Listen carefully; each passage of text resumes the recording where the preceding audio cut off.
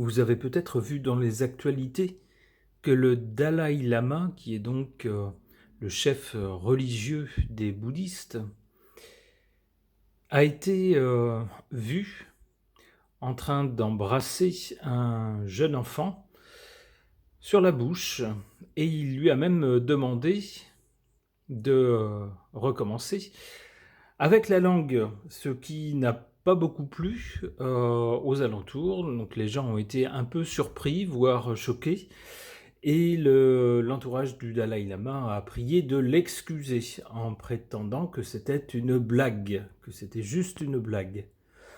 Bon, personnellement, je n'ai pas le même sens de l'humour, et du coup, je m'interroge au sujet de ce personnage qu'auparavant je considérais plutôt avec un œil compatissant et bienveillant. Mais là, du coup, ça prend une toute autre tournure. Alors, je ne sais pas trop quoi en penser, et du coup, je souhaite interroger les cartes à son sujet, au sujet du Dalai Lama. J'interroge le tarot de Marseille.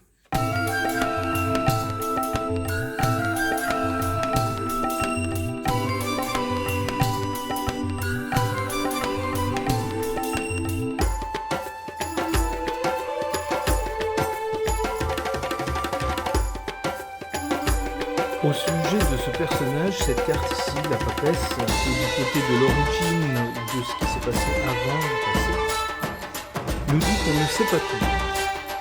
Donc il y aurait peut-être dans le passé de ce monsieur, de ce chef religieux, des zones d'ombre ou des choses que nous ne savons pas et qui mériteraient justement d'être sues. Alors avec ce livre et ce personnage, on nous dit que certaines personnes, elles, savent. Un petit club de personnes sait, a des informations sur ce personnage, mais se garde bien de les donner. Bon.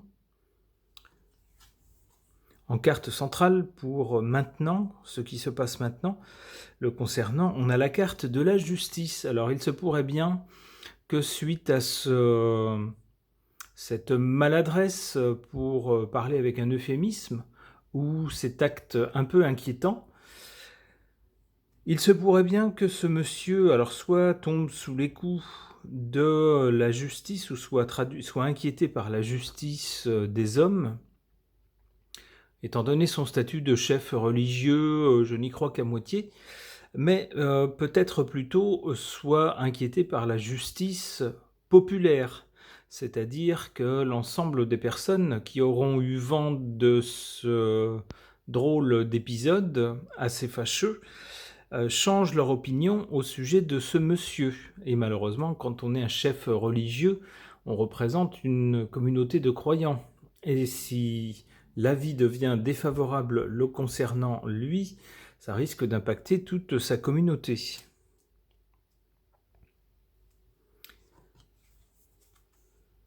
Du côté de l'avenir, justement, on a bien ici, avec la carte de la Lune, quelque chose d'un peu changeant, quelque chose qui tient du mirage, un mirage qui se dissipe ou des choses comme ça. Des choses de cette nature, hein, des reflets, des faux semblants, etc. On a sur cette carte une partie visible avec ces deux animaux qui sont ici, si j'ose dire, en pleine lumière, enfin du moins c'est la lumière de la Lune. Mais on a une partie ici en bas avec une drôle de bestiole à pince, donc pas forcément très bien intentionnée, mais qui est cachée. Alors puisque le tirage concerne ce monsieur, ce personnage, on a le concernant, pour l'avenir en tout cas, une partie révélée, visible, mais subsiste une partie cachée. C'est la première signification qu'on peut donner à son sujet.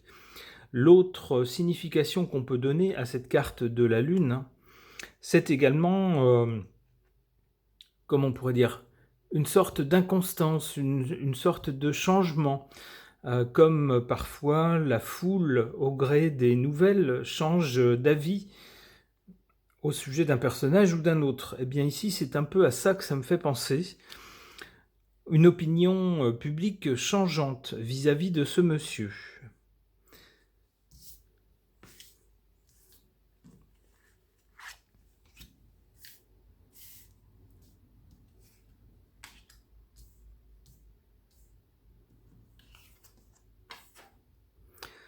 Ici, en position basse, donc en défaveur ou en faiblesse concernant ce monsieur, on a la carte de la tempérance. Alors avec la tempérance, on sait qu'on essaye toujours un peu de baratiner, de minimiser les choses.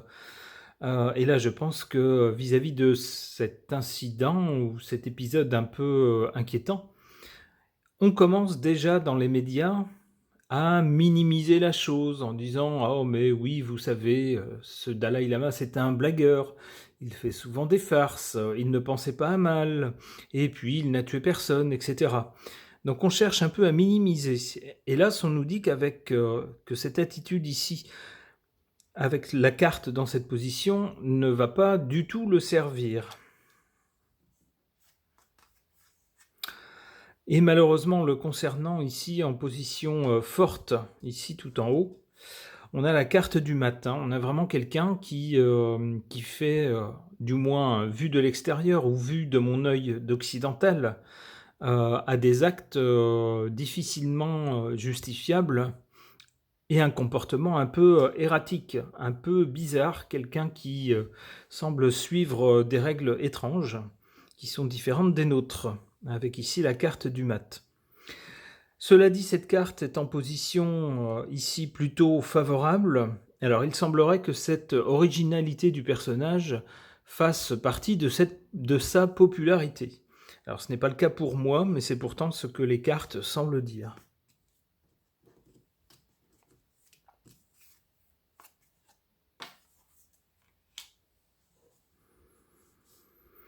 Alors ici, pour son avenir, l'avenir de ce monsieur, avec la carte de la lune, on voit qu'il y a des fluctuations, des changements d'humeur, des mouvements d'humeur. Avec cette carte du monde, il est possible que justement l'opinion des gens le concernant change non seulement dans son entourage proche, non seulement dans le lieu où s'est produit cet épisode, où se sont produits ces faits, mais dans l'ensemble du monde, puisque désormais, avec les médias et les moyens de communication modernes, tout est su partout dans le monde.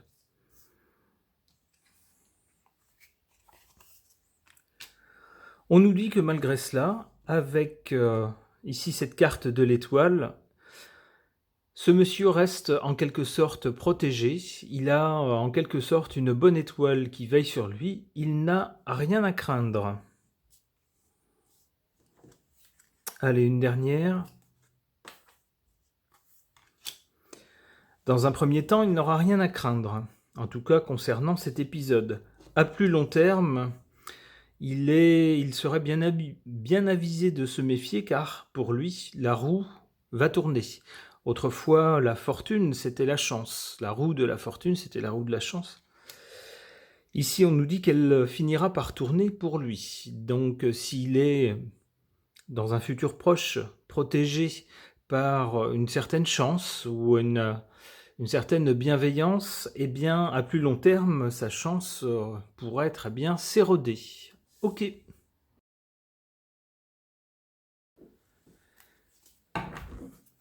Toujours au sujet du Dalaï Lama et des événements récents, je vais poser la question de savoir, d'essayer d'en savoir plus à son sujet. Je vais interroger cet oracle, c'est une création personnelle, c'est un oracle basé sur les animaux.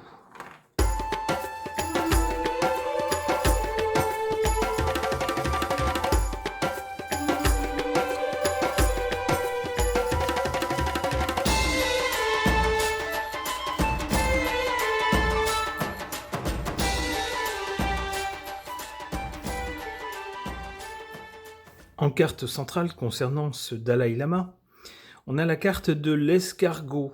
Alors, qui m'évoque deux choses. D'abord, la lenteur, évidemment, bien sûr. Hein, tout le monde connaît cette caractéristique de l'escargot, qui est légendaire, mais aussi le fait que c'est quelqu'un qui emmène sa maison sur son dos, comme on dit dans les comptines enfantines.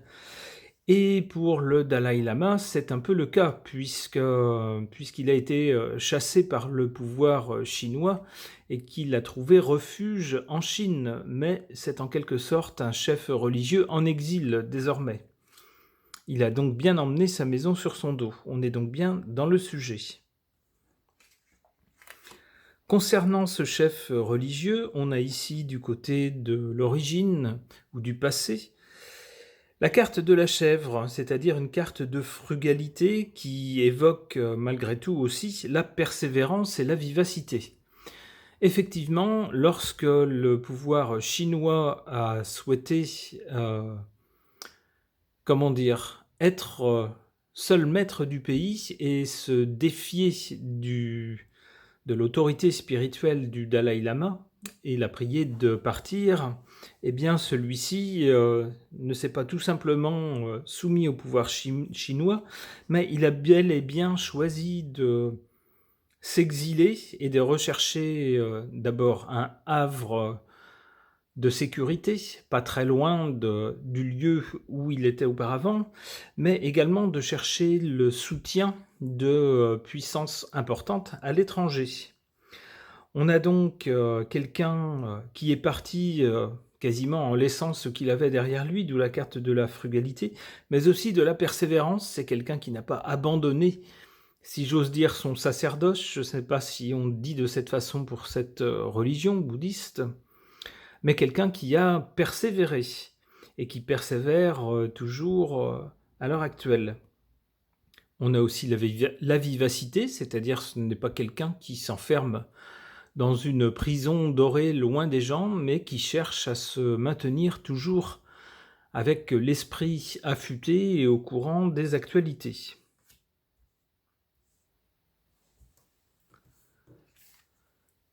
Pour l'avenir de ce monsieur, on a cette carte du dromadaire qui nous parle de tenir la distance et de continuer avec une certaine endurance et toujours avec de la frugalité. On est donc bien sur la continuation de cette carte-là.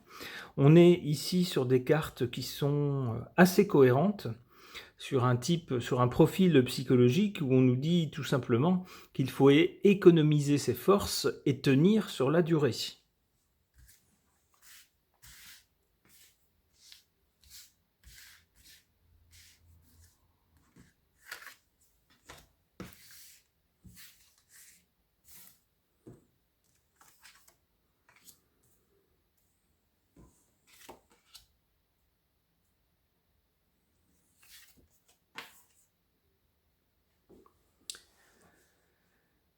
Ici, en défaveur de ce monsieur, on a cette jolie carte d'un canard qui nous parle de sociabilité, mais aussi de plumage. Attention au ramage et au plumage, comme on dit. C'est-à-dire quelqu'un qui a une facilité pour nouer des contacts. Alors, nouer des contacts avec le public, nouer des contacts avec des gouvernements étrangers, mais également nouer des contacts avec des médias. Pour être présent dans les médias et travailler, si j'ose dire, son image, l'image de quelqu'un de soi-disant paisible, d'innocent, avec une religion qui ne souhaite de mal à personne, etc. Alors ça, c'est l'image qui en est donnée. Mais ici, la carte est en position défavorable, donc il semblerait que l'image qui soit donnée soit surtout une image, mais qu'elle ne nous dise pas tout.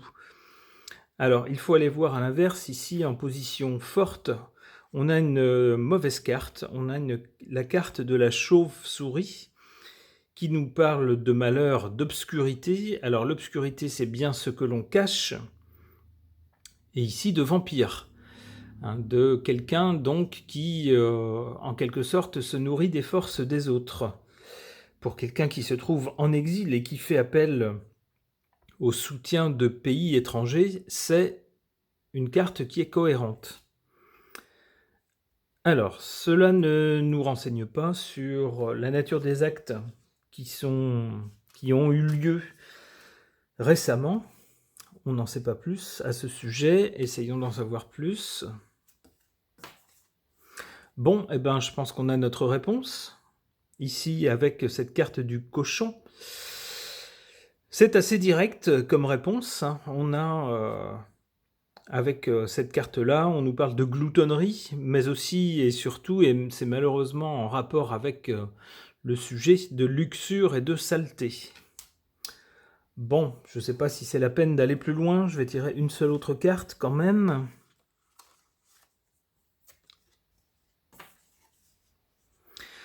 Malgré cela, on a quand même, malgré cette carte pas très jolie par rapport au sujet du tirage, on a ici cette carte de la Raimanta qui, au contraire, nous montre quelqu'un qui en quelque sorte survole les sujets terrestres avec une certaine majesté. Donc, grosso modo, quelqu'un qui ne semble pas être inquiété par cette polémique récente. Eh bien, ma foi, tant mieux pour lui.